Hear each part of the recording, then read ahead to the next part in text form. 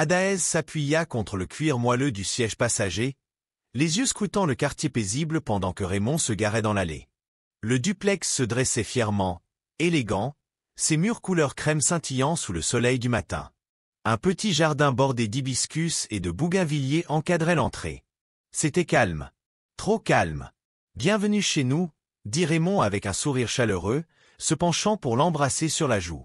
Adaez répondit à son sourire, même si une étrange pression lui enserrait la poitrine.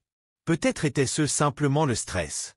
Ils étaient mariés depuis à peine 2 semaines. Tout lui semblait encore irréel. En ouvrant la porte, une odeur de lavande, et autre chose, peut-être du pain frais, s'échappa vers elle. Elle s'arrêta. Quelqu'un a cuisiné ici. Raymond rit. Je ne pense pas. L'endroit est resté fermé depuis que je suis parti pour le mariage. Elle hocha lentement la tête et n'insista pas. L'intérieur était soigné, moderne, avec des rideaux crème et un sol en bois poli. Mais il y avait quelque chose de distant. D'un toucher. Ce soir-là, Adaez décida de préparer le dîner. Elle n'était pas la meilleure cuisinière, mais elle réussit à faire un riz jollof convenable avec des plantains frits. Raymond la félicita, la taquinant sur le riz un peu trop salé. Après le repas, ils se blottirent sur le canapé pour regarder un film. Mais Adaez jeta un coup d'œil vers la cuisine. La lumière au plafond clignota une fois. Elle cligna des yeux. Puis la lumière redevint stable. « Raymond, murmura-t-elle, est-ce que tu as déjà eu l'impression que cette maison nous observait ?» Il éclata de rire. « Nous observait ? Babe, on n'est pas dans un de tes films d'horreur. » Elle ne rit pas. « Je suis sérieuse. J'ai l'impression qu'il y a quelqu'un d'autre ici. » Détends-toi, Ada. Tu n'es pas encore habituée au lieu. Dans quelques jours, tu te sentiras chez toi. Elle essaya de le croire. La première chose étrange arriva 3 jours plus tard. Adaez avait prévu de faire une soupe d'égusi, mais elle était trop fatiguée après avoir nettoyé la maison. Pourtant, vers 19 heures, une odeur riche emplit la maison. Son ventre gargouilla. Curieuse, elle se dirigea vers la cuisine et se figea. Là, sur le comptoir, un bol fumant de soupe égusi et d'igname pilé. Exactement comme Raymond l'aimait. Beaucoup de graines de melon, de la viande de chèvre et des feuilles amères. Elle ne l'avait pas cuisiné. Et personne n'était venu. Son cœur battait à tout rompre. « Raymond » appela-t-elle quand il entra quelques minutes plus tard. « Hé, babe. Waouh, ça sent trop bon » dit-il avec enthousiasme, s'approchant du bol. « Tu as enfin appris à le faire » Adaez le fixa. « Je n'ai pas cuisiné ça. » Il s'arrêta. « Comment ça ? Je ne suis même pas entré dans la cuisine aujourd'hui. » Raymond fronça les sourcils, mais goûta quand même. « Eh bien, qui que ce soit, mérite une médaille. » Raymond, ce n'est pas drôle. Tu essaies de me faire une blague ? Elle ne répondit pas. Cette nuit-là, elle dormit à peine. L'image du bol fumant ne quittait pas son esprit. À minuit pile, elle l'entendit pour la première fois. Un léger fredonnement, doux, féminin, étrangement familier. Comme une berceuse. Adaez se redressa dans le lit, le cœur affolé. Elle secoua Raymond doucement. « Tu entends ça ?»« Entendre quoi ?» grogna-t-il, à moitié endormi. Ce fredonnement, dans la cuisine. Raymond se retourna, à peine éveillé. C'est sûrement le vent. Dors. Mais elle ne put dormir. Le fredonnement dura plusieurs minutes, puis s'éteignit. Le lendemain, Adaez inspecta la cuisine. Rien d'anormal. Mais à partir de là, le fredonnement revint chaque nuit. Toujours à minuit. Toujours doux. Toujours depuis la cuisine.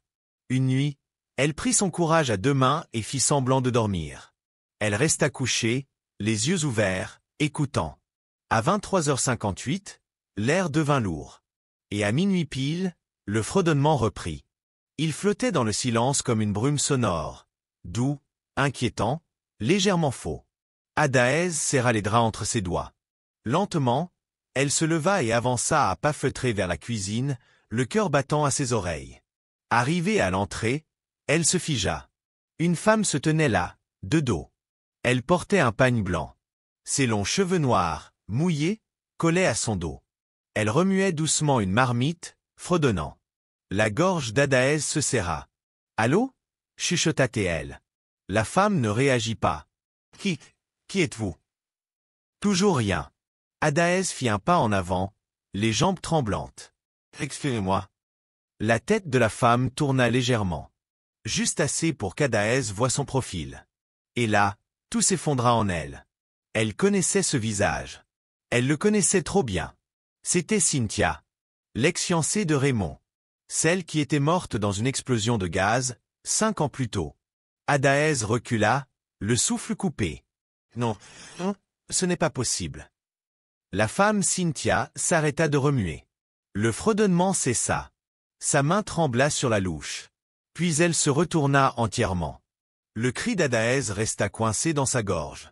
Le visage de Cynthia était à moitié brûlé, rouge, scarifié, suintant. L'autre moitié souriait calme, presque satisfaite. Adaez ne pouvait plus bouger. L'air était glacial. Ses genoux fléchirent. La pièce tournait. Depuis la chambre, Raymond appela, encore endormi. « Adaez? Tu es où ?» Mais elle ne pouvait pas parler. Le visage brûlé de Cynthia la fixait sans cligner, sans bouger, comme une malédiction silencieuse. Le cri d'Adaez déchira la maison comme du verre brisé dans la nuit. Mais à peine le son sortit-il de sa bouche que la cuisine était déjà vide. La femme en pagne blanc Cynthia avait disparu. Aucune odeur. Aucune ombre. Juste la marmite encore frémissante sur la cuisinière. Raymond accourut, les yeux encore embués de sommeil. « Adaez, qu'est-ce qu'il se passe ?»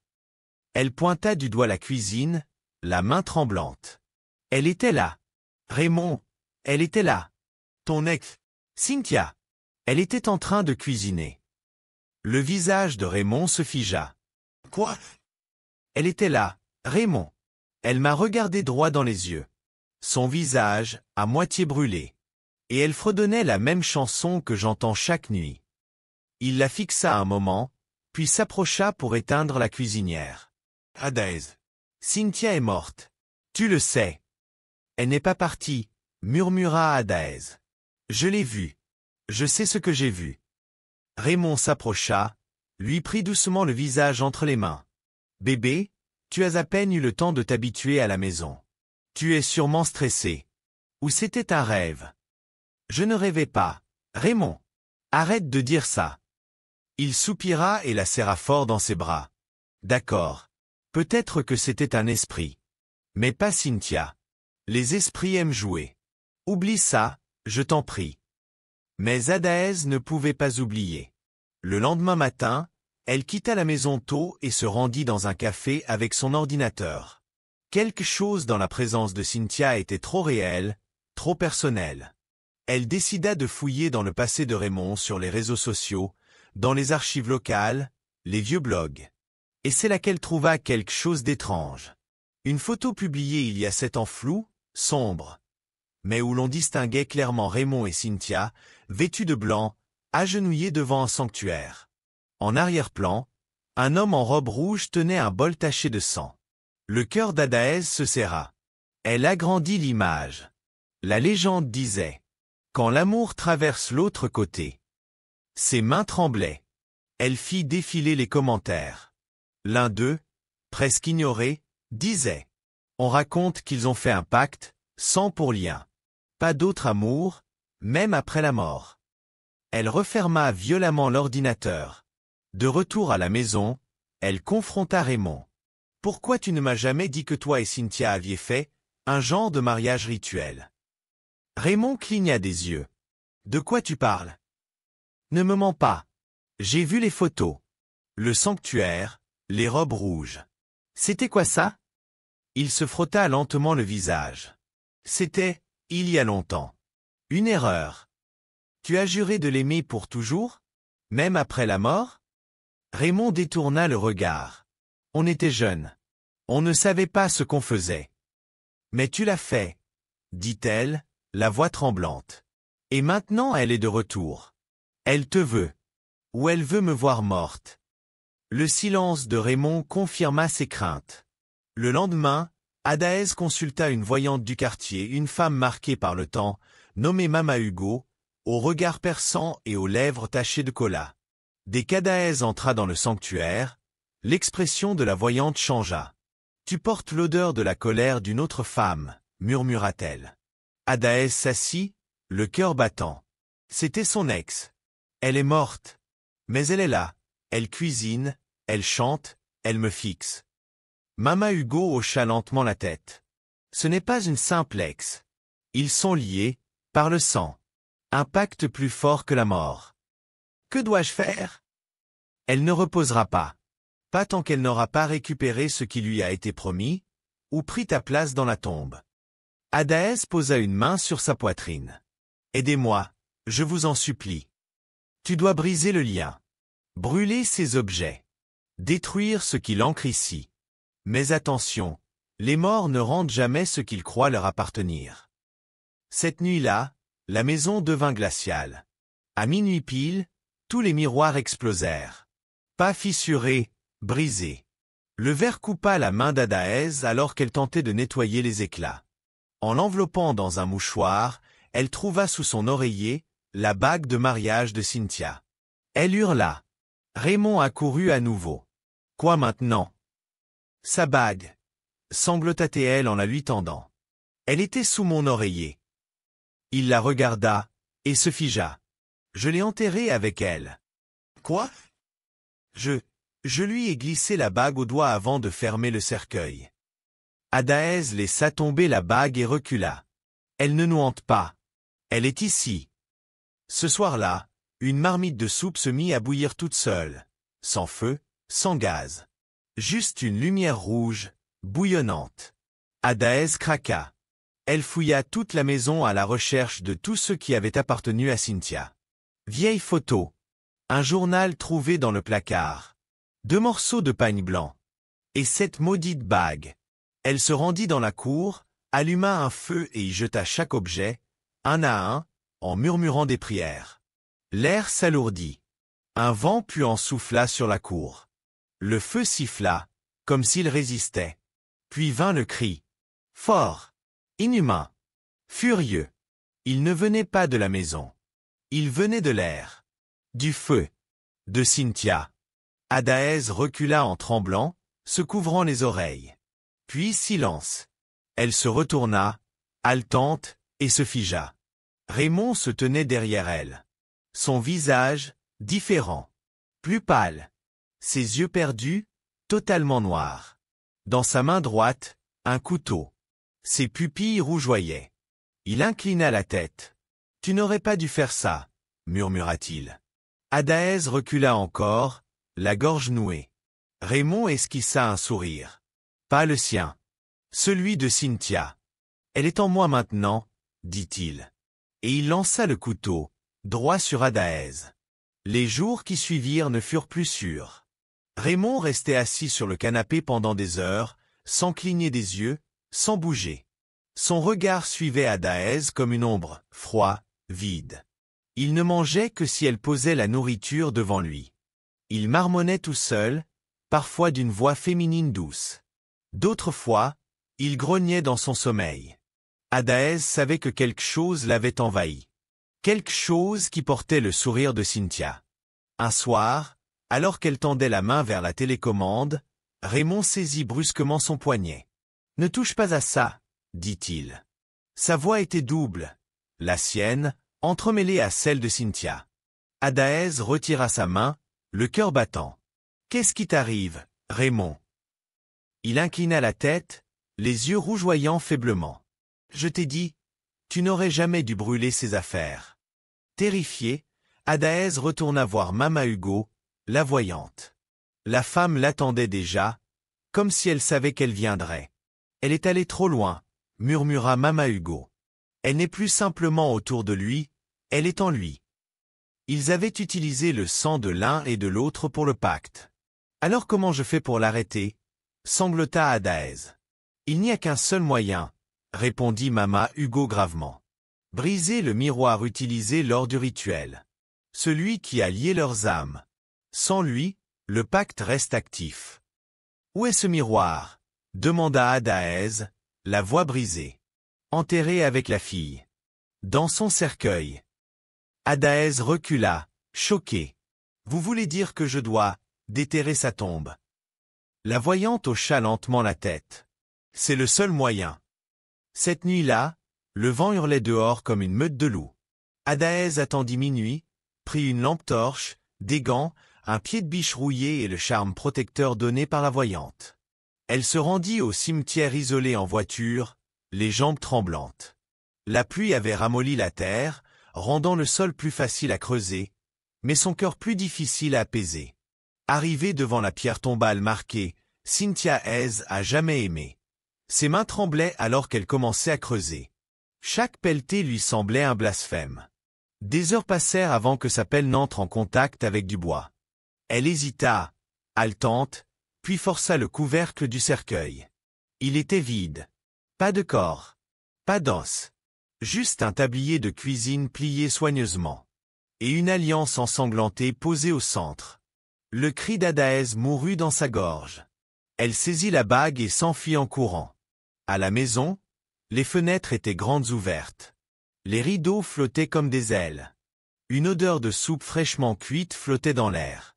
Raymond se tenait au centre du salon en lévitation. « Adaez » murmura-t-il, d'une voix qui était désormais entièrement celle de Cynthia. « Rends-moi ce que tu m'as pris, rends-moi mon mari. » Adaez brandit la bague. « Tu lui as déjà assez pris. Tu n'es pas la bienvenue ici. » Le corps de Raymond se tordit en plein air, ses mains se crispèrent, ses yeux brûlèrent. Elle attrapa le premier objet réfléchissant à portée de main, un plateau en argent, et y posa la bague. Serrant le charme dans sa main, elle récita les mots que Mama Hugo lui avait appris. « Par l'esprit vivant de ceux qui m'ont précédé, je brise ce lien de sang et d'os. » L'air devint furieux. Les lumières éclatèrent. Chaque miroir dans la maison se fendilla. Le hurlement de Cynthia résonna dans tous les murs. Adaez fracassa le plateau. Une lumière aveuglante jaillit de la bague. L'esprit de Cynthia hurla longuement, furieusement, puis disparut. Silence. Raymond s'effondra. Adaez se précipita vers lui. Son corps était froid, mais ses yeux s'ouvrirent lentement. « Raymond » murmura-t-elle. Il regarda autour de lui, confus. « Qu'est-ce qui se passe? Pourquoi tu pleures ?» Elle éclata en sanglots et le serra contre elle. « Tu es de retour. Tu es vraiment de retour. » Le lendemain matin, le soleil réchauffait la maison. Les oiseaux chantaient. Raymond prépara le petit déjeuner et retrouva son sourire. Adaez respira enfin. C'était terminé. Du moins, c'est ce qu'elle croyait. Ce soir-là, elle entra dans la cuisine pour se faire un thé. Mais elle s'arrêta net. Sur la cuisinière, une marmite de soupe bouillonnait déjà. Et sur le frigo, écrit dans la buée. « Tu peux la voir, pour l'instant. » Adaez a-t-elle été naïve de croire que le rituel suffirait à faire disparaître Cynthia pour toujours? Penses-tu que Cynthia est vraiment partie? Ou qu'elle se cache, prête à frapper au moment venu? Aurais-tu eu le courage de déterrer cette tombe? Pourquoi ou pourquoi pas? Et maintenant, que devrait faire Adaez? Fuir? Se battre? Ou tenter de sauver son mariage? Et souviens-toi, certaines promesses dépassent même la mort. Merci d'avoir regardé jusqu'à la fin. Abonnez-vous à notre chaîne French African Folk Tales pour ne manquer aucune de nos histoires poignantes et pleines de leçons. 2 nouvelles vidéos chaque jour, et 3 vidéos le week-end, pour te faire vibrer, réfléchir, ou tout simplement t'évader. Des histoires vraies. Des récits inspirants. Des avertissements déguisés. Et toujours, une morale à retenir. Aimez, partagez, abonnez-vous. Parce que chaque clic peut toucher un cœur. Merci de votre soutien, et à très bientôt pour une nouvelle histoire.